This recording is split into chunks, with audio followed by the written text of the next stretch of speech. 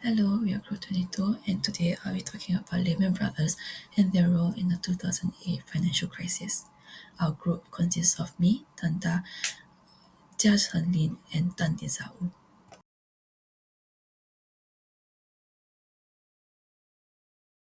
Who were the Lehman Brothers? They were founded in 1850. Lehman Brothers was a major investment bank on Wall Street. They specialized in investment banking, trading, asset management, and mortgage-backed securities. They played a crucial role in the US financial system, handling corporate finance, mergers, and global investments. Some key roles in the financial industry is that they help companies raise capital and manage financial risks. Major player in the securitization of mortgages, bundling home loans into investments. They took on high levels of risk in the housing market through subprime mortgage investments. So what happened to the Lehman Brothers and why did they collapse?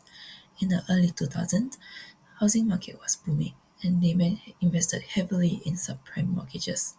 But in 2007-2008, the market crashed. Homeowners started defaulting on their loans, which caused value of Lehman mortgages backed securities to drop significantly. This led to a liquidity crisis, meaning Lehman couldn't meet its financial obligations. On September 15, 2008, Lehman Brothers filed for bankruptcy, which was the largest in US history. This collapse not only affected Lehman but also major banks and financial institutions.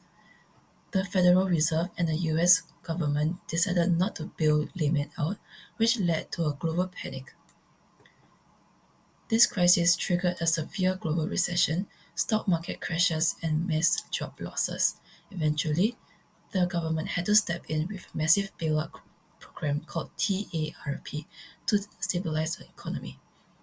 In summary, the Lehman Brothers collapse was one of the key moments in 2008 financial crisis, showing how risky investment and lack of oversight can lead to major economic disasters. So I'll start talking about the derivatives that the Lehman Brothers used. So MBS, a mortgage-backed security, is a financial instrument that is made up of a pool of mortgages.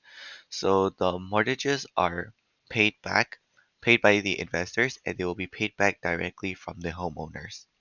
Next up, we have the CDO, Centralized Debt Obligations.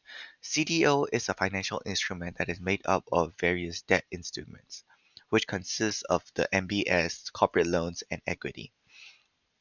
However, if the CDO starts to lose money, equity will lose money first, then the mezzanine, and then the senior loses the money if everything goes down in CDO.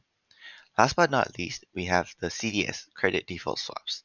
So it's a financial derivative that allows investors to hedge against or speculate the credit risk of a bond or a loan.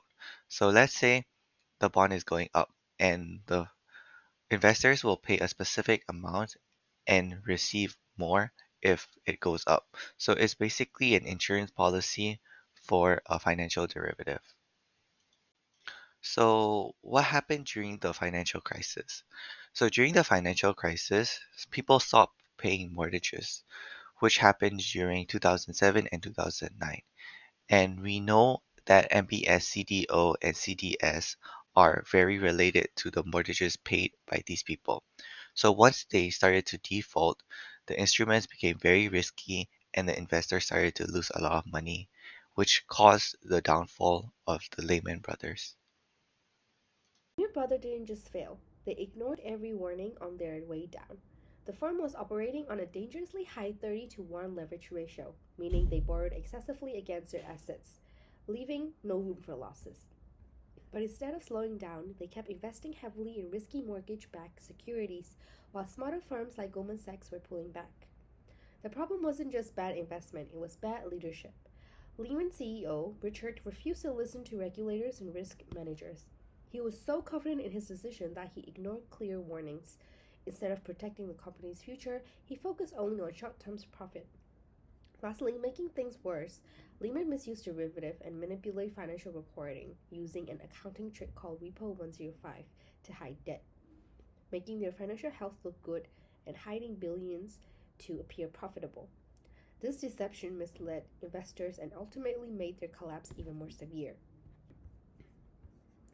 Lehman Brothers collapse didn't just affect them, it had a domino effect on the global economy. The chart presents financial impact on major institutions, highlighting the scale of crisis. The firm filed for bankruptcy with $691 billion in liabilities, the largest in history.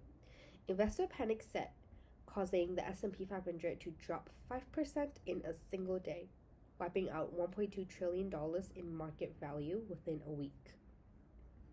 To prevent total collapse, the US government launched the $700 billion bailout called TARP, injecting $45 billion each into Citigroup and Bank of America. While AIG was acquired an $85 billion rescue package by JP Morgan Chase. However, Lehman received no bailout, leading to a market freeze. Lehman collapse forced the financial world to rethink risk management. In response, the Dodd-Frank Act introduced stricter capital requirements, stress testing, and transparency to prevent excessive risk-taking.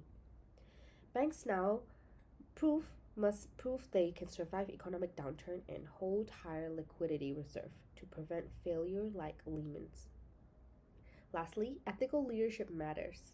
Lehman prioritized short-term profit over stability, leading to reckless decisions. Today, executive compensation is more linked to sustainable growth rather than risky speculation. If Lehman had followed these regulations, they might still exist today. What should have been done differently? If we had been in Lehman's risk management team, we would have prioritized long-term stability profits. Unlike Richard, we would have listened to risk managers and acted early instead of ignoring warnings. One of Lehman's biggest failures was rewarding excessive risk-taking. Instead, we would have promoted responsible financial decision-making to the employees. Most importantly, we would have ensured transparency and ethical leadership. Hiding through Repo 105 was dishonest, damaging trust in the market.